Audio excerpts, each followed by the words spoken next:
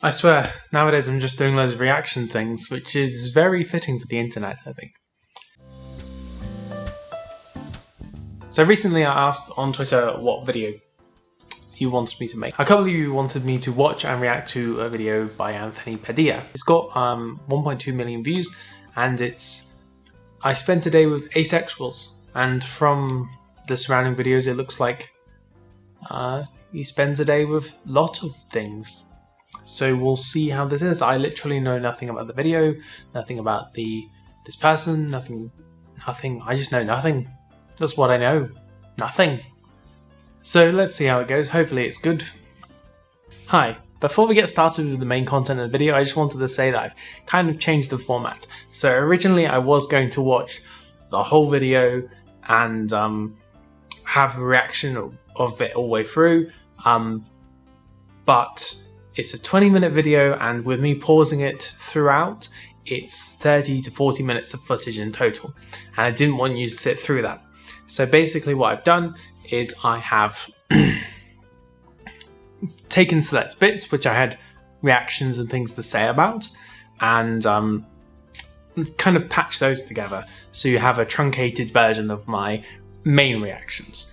Of course, if you want these scenes in context, then I recommend that you go watch the actual video. I'll put a link to it in the description below, of course, so if that's something you want to do, go ahead. Is asexuality a valid sexual orientation? Or is it really just a way for people who are too scared of a romantic relationship to emotionally regress and avoid human connection altogether? Are asexuals truly able? Okay.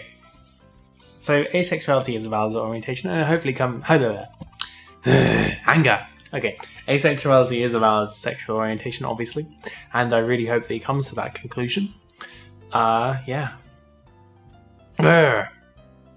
It's not. Okay, let's continue. Is normal in an attempt to suppress a deeper or darker insecurity or trauma. There are some people who identify as asexual and who have gone through sexual trauma, but that is in no way the majority or what defines asexuality. I've never undergone. I've never been sexually traumatized. I knew I was ace since before I even had sex, and even after having sex, I was still as ace as I am. It's not what you do or what's happened to you, it's just an intrinsic part of you. Hi, Lauren. Hi. Hello, Andrew. Hey, Anthony. Hey. So I've got a grey ace on there. It's some different representation at least. Hey, Shelby. Hello. Yeah. When I kiss someone, it's kind of like kissing a wall. Like Yeah. I'm not sure you should be laughing that much. It depends on who you're talking to, really. But that could really insult someone if they're trying to be open and honest with you and you just laugh quite strongly at them, but maybe that wasn't his intention. Is there a spectrum? Yeah. So you can be like a sex positive asexual, which I am, right? And this is someone who's fine with sex. You know, they're fine with having sex, they're fine with other people having sex. There are sex repulsed asexuals who will never actually have sex, and they have no desire. So, yeah, they're going over the attitudes towards sex in the ace community. This is good. Demisexuals, who are people who are very much asexual, but once they find a partner that they really connect with, then they're like, okay, I'm fine, I'm actually attracted to this person. Right. There are some asexuals who are aromantic, aka they don't follow. Yeah, so it's good. He's putting the definitions on the screen as well as the people's own interpretation of what these terms are. So, good. Yeah. So I got out of there real quick. I mean, that takes a lot of strength to get out of a situation like that, especially when you're constantly being told from every angle that you're in the wrong, that you need to be giving someone something in order to be true to yourself. Well, he kind of hit the nail on the head. How do you feel about our culture's affinity for overly sexualizing almost everything? It makes it a little uncomfortable. I mean, most things. Yeah, it can make it really uncomfortable when everything around you is sexualized, especially like advertising and television and everything. Everything. Idle pressures ever made you question your own sexual desires or lack thereof? Yeah, I don't feel like I'm missing out on anything. I mean, I've seen friends go through just really stressful times, and I'm like, that just seems like a lot of work. It does seem like a lot of work. Like, when I'm single, I feel like I have a much easier time because sex is just not on my radar. So I'm just like, yeah, I want a boyfriend at some point, but I don't want to sleep with anyone, so I can wait. It really doesn't need to be anybody else's business. And whether you believe asexual is a thing, whether you think it's how they were raised, if they were raised in abstinence like I was, has a factor, why does that matter? If that's just how I want to feel, why do you have to have a say in it? Yeah, I really don't get, like, I guess, homophobia or transphobia or acephobia or anything, because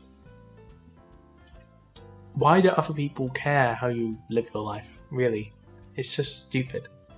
Even more on the fringe is asexual. Yeah. And, I don't even have a letter in the acronym. And it's like, yeah, it's a struggle. If you're saying there's no letter, the A in LGBTQIA is asexual. It doesn't stand for ally because it stands for asexual. It's our letter, damn it. It's our letter. One quick thing to note here, I did notice afterwards that Anthony Padilla did leave a comment down below mentioning this. I'm paraphrasing here, but he said he didn't intend to imply that the A in LGBTQIA+ didn't stand for asexual. He was acknowledging that a lot of people say and that it stands for ally instead of standing for asexual, and in doing so do invalidate asexuality. If you ever find yourself in a situation where you're having sex, don't you want cake more? Like, I think that's just how that works. That is essentially why that exists. It's just, I'd rather have cake than sex. Cake's better. Okay, so I have some words, some things to say. So at the start of the video, I was kind of expecting it not to go very well with how the introduction was, because they were saying, is asexuality really a sexual orientation, or is it just people who are traumatized? Which is a really bad thing to say, basically. You don't want to be... It is an orientation. It's proven to be an orientation.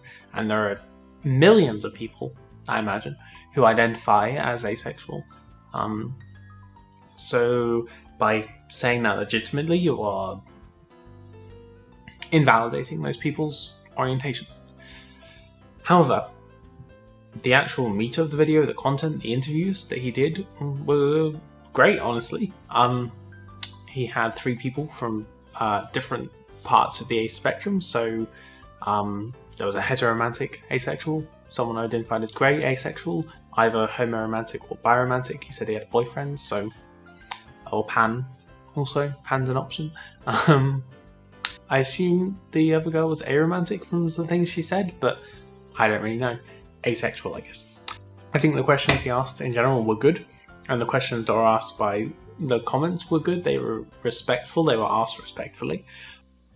And I'm glad that a channel like this, which obviously must have a lot of followers, since there's over 1 million views on this video, had the opportunity to talk about it, and talked about it in a respectful way, and got people on who were asexual and could talk about their own experiences, and he let them talk.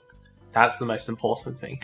He let them talk. He didn't funnel them into saying something specific. Yeah. Honestly, I think that's positive. That's a good video. Good video is what I'm saying.